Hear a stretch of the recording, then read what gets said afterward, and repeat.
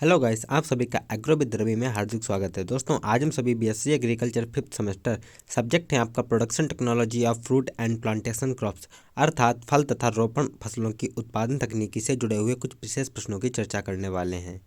तो दोस्तों, आज की जो क्लास है आपके लिए बहुत ही महत्वपूर्ण होने वाली है, क्योंकि आज के जो प्रश्न आपकी परीक्षा में आने वाले बहुत ही महत्वपूर्ण प्रश्न लाए गए जो कि आपकी परीक्षा में 100% आने की संभावना रखते हैं। अर्थात यह सभी प्रश्न बहुत ही महत्वपूर्ण हैं आपकी परीक्षा की दृष्टि से। तो इन प्रश्नों को बड़ी बारीक तरीके से देखिएगा, जिससे कि ये जो प्रश्न अगर आपकी परीक्षा में आ जाएं तो आप उनका जो उत्तर है वो सही और सटीक लिख पाएँ। तो इसका जो पहला प्रश्न है वो यह है कि एकीकृत बागवानी विकास मिशन पर टिप्पणी करिएगा। तो दोस्तों, यह प्रश्न बहुत ही महत्वपूर्ण है आपकी परीक्षा की दृष्टि से। और दोस्तों, अगर आप चैनल पर नए हैं तो चैनल को सब्सक्राइब कर लें, साथ में बेल आइकन दबाना ना भूलें, जिससे कि चैनल पर आने वाले इसी प्रकार के और भी वीडियोज़ का नोटिफिकेशन आपको सबसे पहले प्राप्त हो। साथ में वीडियो को ज़्यादा से ज़्यादा लाइक और शेयर करना बिल्कुल ना भूलें। तो प्रश्न यह है कि एकीकृत बागवानी विकास मिशन पर टिप्पणी कीजिए। तो इसका उत्तर यह है कि एकीकृत बागवानी विकास मिशन MIDH फलों, सब्जियों, जड़ व कंद फसलों, मशरूम मसाले, फूल, सुगंधित पौधे, नारियल, काजू, कोको और बांस इत्यादि उत्पादों के चौमुखी विकास की केंद्रीय वित्त पोषित योजना है। पूर्वोत्तर और हिमालय राज्यों को छोड़कर देश के सभी प्रदेशों में लागू इस योजना से जुड़े विकास कार्यक्रमों के कुल बजट का 85% हिस्सा भारत सरकार देती है, जबकि शेष 15% राज्य सरकारें खुद वहन करती हैं। पूर्वोत्तर और हिमालयी राज्यों के मामले में 100% बजट केंद्र सरकार ही वहन करती है। इस तरह बांस विकास सहित राष्ट्रीय बागवानी बोर्ड NHB, नारियल विकास बोर्ड, केंद्रीय बागवानी संस्थान, नागालैंड और राष्ट्रीय एजेंसियां NLA के कार्यक्रमों के लिए भी 100% बजटीय योगदान भारत सरकार की तरफ से ही होता है। अब बात करते हैं इस मिशन के उद्देश्य कि इस मिशन के कौन कौन से उद्देश्य हैं। तो इसका जो पहला उद्देश्य यह है कि बागवानी क्षेत्र के चौमुखी विकास को बढ़ावा देना, जिसमें बांस और नारियल भी शामिल है। इस कार्यक्रम में प्रत्येक राज्य अथवा क्षेत्र की जलवायु विविधता के अनुरूप क्षेत्र आधारित अलग अलग कार्यनीति अपनाना इसमें शामिल है। अनुसंधान, तकनीकी को बढ़ावा, विस्तारीकरण, फसलों उपरांत प्रबंधन, प्रसंस्करण और विपणन इत्यादि शामिल है। दूसरा है उद्देश्य कि कृषकों को FIG, FPO व FPC जैसे कृषक समूहों से जुड़ने के लिए प्रोत्साहित करना, ताकि समानता और व्यापकता आधारित आर्थिक का निर्माण हो सके। तीसरा उद्देश्य है कि बागवानी उत्पादन की उन्नति, कृषक संख्या में वृद्धि, आमदनी और पोषाहार सुरक्षा के लिए है। तो तीसरा उद्देश्य क्या है कि बागवानी उत्पादन की उन्नति, कृषक संख्या में वृद्धि तथा आमदनी और पोषाहार सुरक्षा के लिए। चौथा है कि गुणवत्ता, पौध सामग्री और सूक्ष्म सिंचाई के प्रभावी उपयोग के जरिए उत्पादकता में सुधार।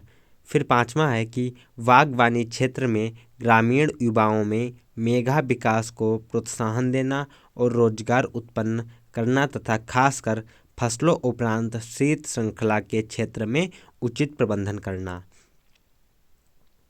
अब बात करते हैं कि उपयोजनाएं और कार्यक्षेत्र की।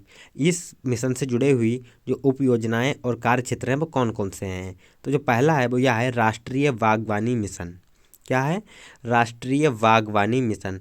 तो पूर्वोत्तर और हिमालयी राज्यों के अलावा सभी राज्यों व केंद्र शासित प्रदेशों में यह मिशन चलता है। दूसरा है पूर्वोत्तर और हिमालयी राज्यों बागवानी मिशन। तो सभी पूर्वोत्तर व हिमालयी क्षेत्र। फिर आता है राष्ट्रीय बांस मिशन। तो वह राज्य व केंद्र शासित प्रदेश जहाँ बांसों का उत्पादन अधिक होता है। फिर राष्ट्रीय बागवानी बोर्ड। तो व्यावसायिक बागवानी पर जोर देने वाले सभी राज्य व केंद्र शासित प्रदेश। फिर नारियल विकास बोर्ड। तो नारियल उत्पादक सभी राज्य व केंद्र शासित प्रदेश। फिर है केंद्रीय बागवानी संस्था। मानव संसाधन व क्षमता विकास पर जोर देने वाले पूर्वोत्तर के सभी राज्य। अब बात करते हैं इसकी कार्यनीति की। तो इसकी कार्यनीति किस प्रकार की है? तो उत्पादन पूर्व, उत्पादन के दौरान और उत्पादन के उपरांत ठोस प्रबंधन के लिए एक सिरे से दूसरे सिरे तक चौतरफा नजरिया अपनाना, साथ ही प्रसंस्करण और विपणन के जरिए यह सुनिश्चित करना कि उत्पादकों को फसल का सही लाभ मिल सके। फिर है खेती उत्पादन। तो फसलों उपरांत प्रबंधन और शीत श्रृंखला पर विशेष ध्यान देते हुए जल्द खराब होने वाले उत्पादों के प्रसंस्करण इत्यादि के लिए अनुसंधान और विकास संबंधी तकनीकी को बढ़ावा देगा। अगला प्रश्न यह है कि अंगूर की बिना बीज वाली किस्मों का वर्णन कीजिए। दोस्तों यह प्रश्न बहुत ही महत्वपूर्ण है आपकी परीक्षा की दृष्टि से कि अंगूर की बिना बीज वाली किस्मों का वर्णन कीजिए। कई बार प्रश्न आपकी परीक्षा में इस प्रकार पूछा जाता है कि कोई दो अंगूर की बिना बीज वाली किस्मों का उल्लेख कीजिए। तो इसका उत्तर इस प्रकार है कि इसकी जो पहली किस्म है वो है ब्यूटी सीडलेस। ब्यूटी सीडलेस यह पकने में अगेती, अधिक पैदावार, नम व शुष्क सिंचित क्षेत्रों के लिए उपयुक्त होती है। गुच्छे दरमियाने, लंबे, आकर्षक व अंगूरों से लदे हुए मई को आखिरी में पकाती है। अंगूर गहरे बैंगनी रंग के, इनमें जो रस होता है वो 75% तक होता है। पूर्ण घुलनशील तत्व अर्थात मिठास 18%, खट्टापन 0.07%। यह अधिक देर तक नहीं रखी जा सकती है। अगली है डिलाइट। तो अगेती किस्म गुच्छे दरमियाने, गठे हुए, बेलनाकार व आकर्षक होते हैं। अंगूर हरे, छोटे व गोल, जून के दूसरे सप्ताह में पकते हैं। रस 68% तक घुलनशील तत्व, 20% तक मिठास, खट्टापन 0.68% तक मिलते हैं।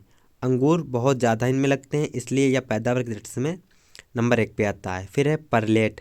तो अगेती पकने वाली किस्म गुच्छे दरमियाने, बेलनाकार, खूब गठे हुए, चमकदार। अंगूर सफ़ेद व हरे, जून से शुरू में पकती है। यह रस 75%, कुल घुलनशील तत्व 18 से 19%, खट्टापन 0.82%।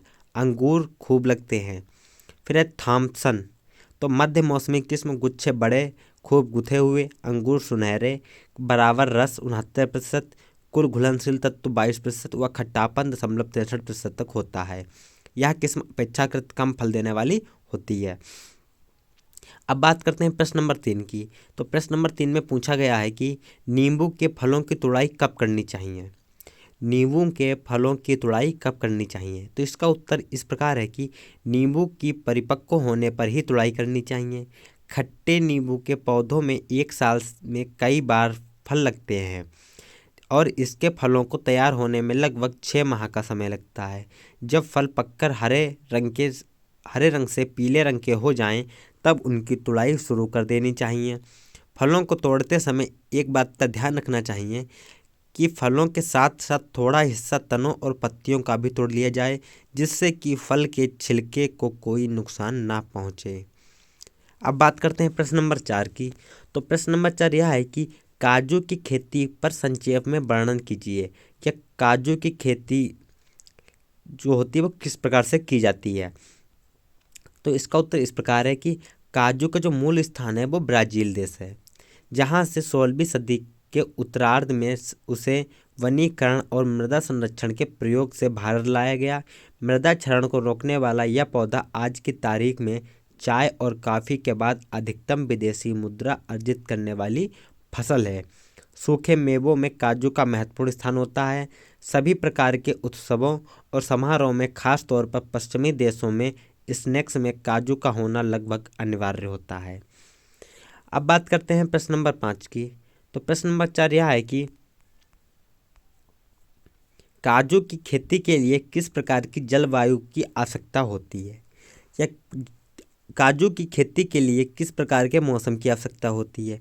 तो इसका सही उत्तर है कि काजू की खेती के लिए बहुत अच्छी मिट्टी का होना आवश्यक नहीं है, परंतु अलग अलग मृदा जन्य स्थिति के अनुरूप अपने को ढाल लेता है यह, तथा इसका उत्पादन पर कोई विपरीत असर नहीं पड़ता है। लेकिन सिंचाई यह है कि भले ही काजू की खेती कमज़ोर मिट्टी में हो जाएगी, लेकिन बेहतर मिट्टी में फसल निश्चय ही बेहतर होगी। काजू के लिए सर्वाधिक उपयुक्त मिट्टी वह होगी जो गहरी हो, जहाँ जल जमाव ना हो, जो बलुआ दोमट किस्म की हो और मिट्टी के नीचे कठोर सतह बिल्कुल ना हो। शुद्ध बलुआ मिट्टी में काजू पैदा होगा, लेकिन ऐसी मिट्टी में खनिजों की कमी की आशंका रहती है। काजू की खेती के लिए ऐसी मिट्टी उपयुक्त नहीं होती है जो भारी किस्म की हो और जिसमें जल निकास की अच्छी व्यवस्था बिल्कुल ना हो। 8.0 से अधिक पीएच वाली मिट्टी भी काजू की खेती के लिए उपयुक्त नहीं होती है। काजू की फसल अत्यधिक क्षारीय या अत्यधिक लवणीय मिट्टी में नहीं बढ़ती है। लाल बलुआ दोमट, लेटेराइट तथा तटीय रेतीली मिट्टी भी जिसका पीएच हल्का अम्लीय काजू की खेती के लिए सर्वोत्तम होता है। अब बात करते हैं प्रश्न नंबर 6 की। तो प्रश्न नंबर 6 में यह पूछा गया है कि नींबू की नर्सरी किस प्रकार से तैयार की जाती है।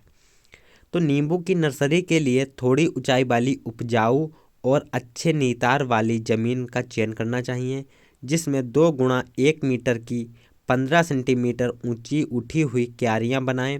हर क्यारी में आवश्यकता अनुसार गोबर की खाद मिलाएं और बीज उपचार के लिए 1 किलोग्राम बीज को 3 ग्राम थायराम या कैप्टान से उपचारित करें। बीजों को